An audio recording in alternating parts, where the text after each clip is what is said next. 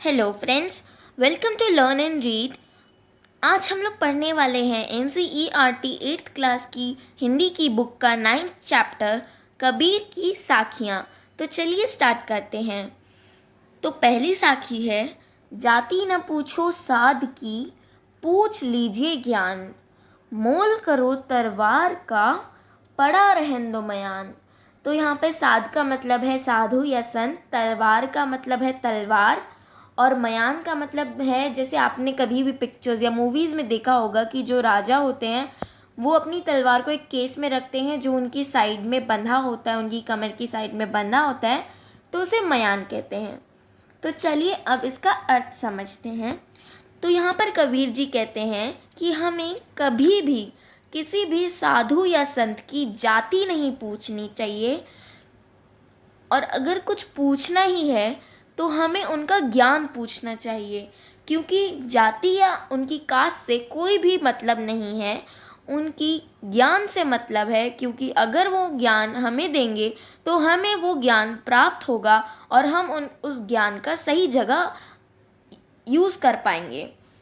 तो आगे देखते हैं क्या है, मोल करो तरवार का, पड़ा रहन दो मयान। तो यहाँ पर तरवार उनके ज्ञान को कहा गया है, और मयान उनके जो कास्ट वगैरह बताया है मैंने उसे कहा गया है मयान। तो मोल करो तरवार का, पड़ा रहन दो मयान।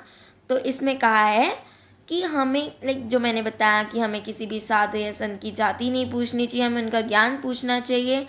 तो ऐसे ही तलवार का मोल होता है, ना कि मयान का।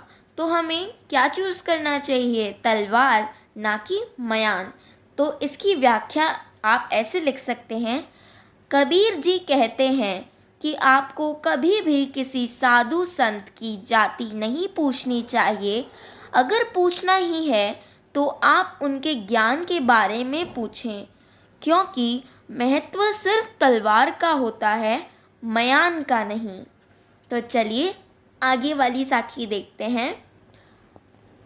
तो इस साखी में कहते हैं कबीर जी, आवत गारी एक है, उल्टत होई अनेक, कह कबीर नहीं उल्टिए, वही एक की एक। तो यहाँ पे गारी बोला गया है अब्यूजिव वर्ड्स को, जैसे गाली होती है उन्हें बोला गया है गारी। और उल्टत हुई अनेक का मतलब वो वापस जाती हैं, और ऐसे कबीर जी ने बताया है। तो चलिए अब इसका अर्थ समझते हैं। तो हमने जैसे देखा होगा कि कोई व्यक्ति एक को गाली देता है तो दूसरा व्यक्ति भी उसे गाली देता है उल्टा, क्योंकि उसे गुस्सा आता है उस पर। तो कबीर जी इसमें कहते हैं कि एक व्यक्ति जब एक दूसरे व्यक्ति को गाली देता है तो उसे भी उल्टी बहुत ज़्यादा गालियाँ मिलती हैं। तो ऐसा नहीं करना चाहिए, कह कबीर नहीं उल्टिए। तो आपको कभी भी उस गाली को उल्टा नहीं करना चाहिए, ताकि और भी ज़्यादा लड़ाई ना बढ़े और वही बात एक की एक हो जाए, मतलब आगे बात और ना बढ़े। तो आप इसकी व्याख्या ऐसे लिख सकते हैं, जब एक व्यक्ति किसी दूसरे व्यक्ति को गाली देता है तो दूसरा व्यक्ति भी उसे अनेक गालियाँ देता है, पर अगर दूसरा व्यक्ति उसे गाली न देता हो तो वही बात खत्म हो जाएगी। तो इसका ये मतलब है। तो नेक्स्ट साकी है, माला तो कर में फिरे, जीभी फिरे मुख माही, मनवा तो दहु दिसी फिरे, यह तो सुमिरन नाही। तो कर का मतलब हाथ कहा है यहाँ पर, और मुख का मतलब मुंह होता है, और मनवा का मतलब मन होता है। तो चलिए अब इसका अर्थ समझते हैं। तो यहाँ पर पहले कबीर जी कहते हैं, माला तो कर में फिरे, मतलब माला जब कोई, जैसे आपने देखा होगा कि कोई भी साधु या संत हाथ में एक रुद्राक्ष मतलब जो बीट्स होते हैं उनकी माला को हाथ में फेरते हैं, और कुछ गिनती वगैरह गाते हैं, तो उनका मतलब जो भगवान का नाम जपते हैं तो वो उसे माला फेरना कहते हैं हाथ में।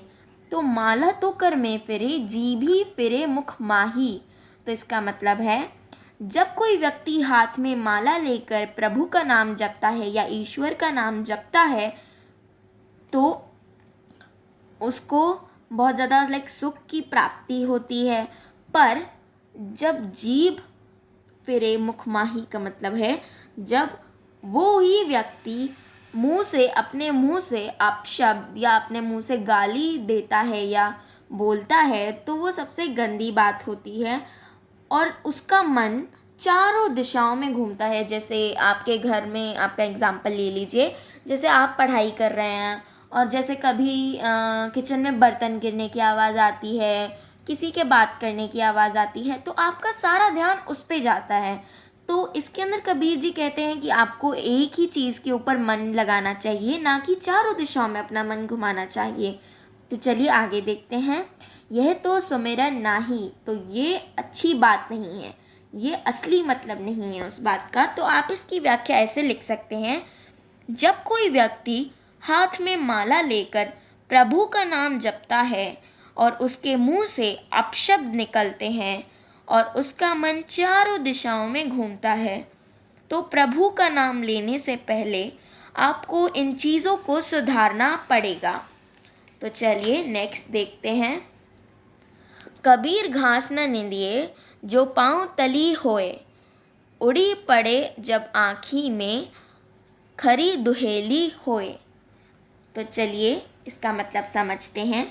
तो इसके अंदर कबीर जी कहते हैं कि जो घास हमारे पैरों के नीचे होती है, जैसे आप पार्क में जाते हैं तो घास आपके पैरों के नीचे ही होती है, तो जब आपके पैरों के नीचे घास होती है तो आपको कभी भी उसकी निंदा या उसकी बुराई नहीं करनी चाहिए, क्योंकि अगर वो घास का एक भी छोटा सा पीस या उस घास का तिनका आपकी आँख में गिर जाए तो वो आपको बहुत ज़्यादा तकलीफ़ दे सकता है और बहुत ज़्यादा तकलीफ़ देता भी है। अगर आपकी आँख में कभी तिनका वगैरह गया होगा तो आपको पता होगा, जैसे हमारी आँख का बाल भी चला जाता है तो हमें बहुत तकलीफ़ होती है। तो कबीर जी ये कहना चाहते हैं कि आपको कभी भी किसी छोटे इंसान की निंदा नहीं करनी चाहिए। जैसे कुछ लोग समझते हैं कि हम लोग ऊपर कास्ट के हैं और वो नीची कास्ट के हैं, तो ऐसा नहीं करना चाहिए, क्योंकि नीची कास्ट के जो ऊपर कास्ट के लोग होते हैं वो नीची कास्ट को नीचा समझते हैं और वो कहते हैं कि ये हमारा क्या बिगाड़ सकते हैं। पर जब मौका आता है नीची कास्ट वाले लोगों का, अगर उनको मौका मिलता है तो वो आपको बहुत ज़्यादा तकलीफ़ दे सकते हैं। तो कभी भी उनकी निंदा या उनके बारे में कुछ भी नहीं कहना चाहिए, अपशब्द जैसे गाली वगैरह उनको बुरा भला नहीं कहना चाहिए बताऊँ तो आप इसकी व्याख्या ऐसे लिख सकते हैं। कबीर जी कहते हैं कि जो घास हमारे पैरों के नीचे हो उसकी कभी निंदा नहीं करनी चाहिए, क्योंकि अगर एक भी घास का तिनका आपकी आँख में गिर जाए तो आपको बहुत तकलीफ़ दे सकता है। ऐसे ही आपको अपने से छोटे लोगों की निंदा नहीं करनी चाहिए, नहीं तो वह भी आपको तकलीफ़ दे सकते हैं।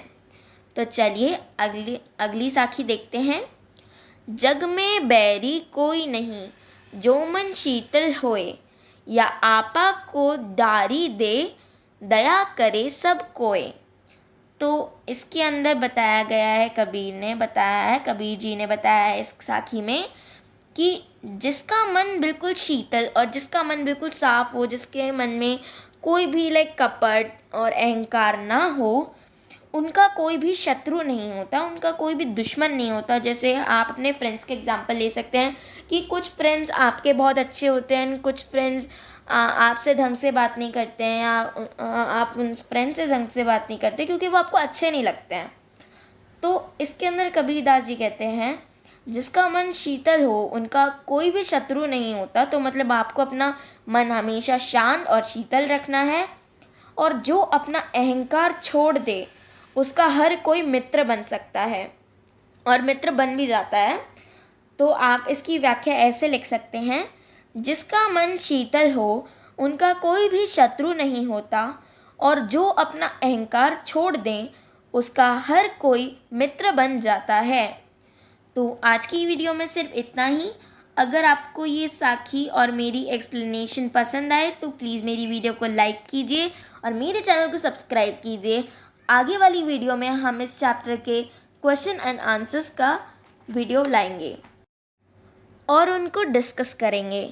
तो चलिए बाय बाय, मैं आपसे नेक्स्ट वीडियो में मिलती हूँ।